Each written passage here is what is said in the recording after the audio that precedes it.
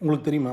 ஒரு கிளையண்ட் மீட்டிங்கில நீங்க பேசுகிற முதல் 30 செகண்ட்லேயே, இந்த ஆள்கிட்ட நம்ம பிரைஸை குறைக்க சொல்லலாமா? வேண்டாமா? அப்படிங்கிறது கிளையண்ட் முடிவு பண்ணிருவாங்க.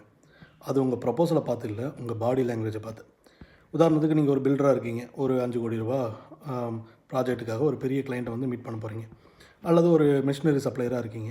ஒரு ஃபேக்ட்ரி ஓனர மீட் பண்ண போறீங்க. மீட்டிங் ஆரம்பிக்கிறதுக்கு முன்னாடியே, "சார் இந்த ப்ராஜெக்ட் எனக்கு ரொம்ப முக்கியம். எப்படியாவது இந்த ப்ராஜெக்ட் எங்களுக்கு குடுத்துருங்க." அப்படின்னு சொல்லிட்டு ஒரு 2, 3 சென்டென்ஸ் சொன்ன உடனே, நெகோஷியேஷன் டேபிள்ல பவர் யார்கிட்ட போயிடுது? கிளையண்ட் கிட்ட போயிடுது. ஏன்னா, பிசினஸ்ல ஒரு ரூல் இருக்கு. யாருக்கு அதிகமா தேவை இருக்கோ, அவங்க தான் அதிகமா காம்ப்ரமைஸ் பண்ணுவாங்க. சைக்காலஜி என்ன சொல்லுதுன்னா, பவர் பெர்செப்ஷன்னு சொல்லுவாங்க இதையே. பவர்ங்கிறது பொசிஷன்லேருந்து வராது, பிஹேவியர்லேருந்து வரும். நம்ம மூளை ஒரு மனுஷனை 3 வினாடிக்குள்ள அனலைஸ் பண்ண ஆரம்பிச்சிரும். இவன் காமா இருக்கானா? இவன் ப்ரெஷர்ல இருக்கானா? இவன் அப்ரூவல் தேடுறானா? இவன் கான்ஃபிடென்ட்டா இருக்கானா? இந்த அனாலிசிஸ் எல்லாம் முடிஞ்சதுக்கு அப்புறம் தான், அவர் சொல்கிற ப்ரொப்போசலையே அந்த மூளை கேட்க ஆரம்பிக்கும். அதனால டாப் சேல்ஸ் ப்ரொஃபஷனல்ஸ் என்ன பண்ணுவாங்கன்னா, அதிகமா பேச மாட்டாங்க. அதிகமா லிசன் பண்ணுவாங்க. மீட்டிங்க்கு வந்த உடனே ப்ராடக்ட் ப்ரசன்டேஷன் ஓப்பன் பண்ண மாட்டாங்க. முதல்ல கிளையண்ட்டோட பிஸ்னஸை புரிஞ்சுக்குவாங்க. ஏன்னா, people don't like being sold. People like being understood. So ஒரு உதாரணத்துக்கு சொல்கிறேனே, நீங்கள் ஒரு ஜுவல்லரி ஷாப்புக்குள்ளே போகிறீங்க. சேல்ஸ்மேன் பின்னாடியே வந்து, "சார் இதை வாங்கிக்கோங்க. இதில் ஆஃபர் இருக்குது. இந்த மாடல் தான் பெஸ்ட்டு." அப்படின்னு சொல்லிட்டு பேசிகிட்டே இருந்தால், நம்மளோட முதல் ரியாக்ஷன் என்னவா இருக்கும்? இவனுக்கு சேல்ஸ் ப்ரெஷர் இருக்குது போல் இருக்கு.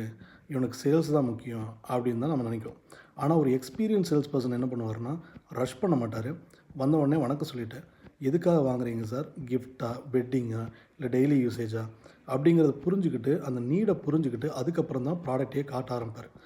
அதனால் அவர்கிட்ட நமக்கு ட்ரஸ்ட்டு உண்டாகும். ஸோ பாடி லாங்குவேஜில் நிறைய ரூல்ஸ் இருக்குது. அது என்னென்னங்கிறத பார்க்கலாம். ஒரு நல்ல ஒரு ப்ரொஃபஷ்னலாக மார்க்கெட்டிங் ப்ரொஃபஷ்னல் ஒரு ரூம்குள்ளே ஒரு கிளையண்ட் மீட்டிங்குள்ளே என்ட்ரு ஆன உடனே ரிலாக்ஸாக நடந்து வருவார். உட்கார்ந்த உடனே வந்து ஃபைலை ஓப்பன் பண்ண மாட்டார். மற்றவங்க கண்களை பார்த்து பேசுவார். மெதுவாக ஸ்லோ வாய்ஸில் தேவையான அளவுக்கு தான் ஸ்மைல் பண்ணுவார். கை காலெல்லாம் ரெஸ்ட்லெஸ்ஸாக இருக்காது, காமாக இருக்கும். கிளையண்ட் பேசும்போது நடுவில் வந்து இன்டரப்ட் பண்ண மாட்டார். So calmness communicates confidence, restlessness communicate pressure. So மார்க்கெட்டிங்கில் இதை வந்து எக்ஸிக்யூட்டிவ் ப்ரெசன்ஸ் இல்லாட்டி ஸ்டேட்டஸ் சிக்னலின்னு சொல்லுவாங்க. நீங்கள் உங்களை எப்படி ப்ரெசென்ட் பண்ணுறீங்களோ அதே வேல்யூ தான் கிளையண்ட் உங்களுக்கு கொடுப்பார். அடுத்த தடவை ஒரு கிளையண்ட் மீட்டிங் போகிறீங்கன்னா, டீல் க்ளோஸ் பண்ணணும்னு போகாதீங்க, ப்ராப்ளம் சால்வ் பண்ணணும்னு போங்க. அப்போ உங்கள் ஃபேஸில் ஆங்ஸைட்டி இருக்காது, உங்கள் வாய்ஸில் டெஸ்ப்ரேஷன் இருக்காது, உங்கள் பாடி லாங்குவேஜில் ப்ரெஷர் இருக்காது.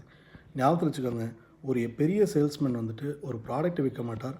அவர் முதல்ல நம்பிக்கையை விற்கிறார். நம்பிக்கையை வந்து வார்த்தைகள் உருவாக்காது, உங்களோட பாடி லாங்குவேஜ் தான் உருவாக்கும். இனிய காலை வணக்கம்.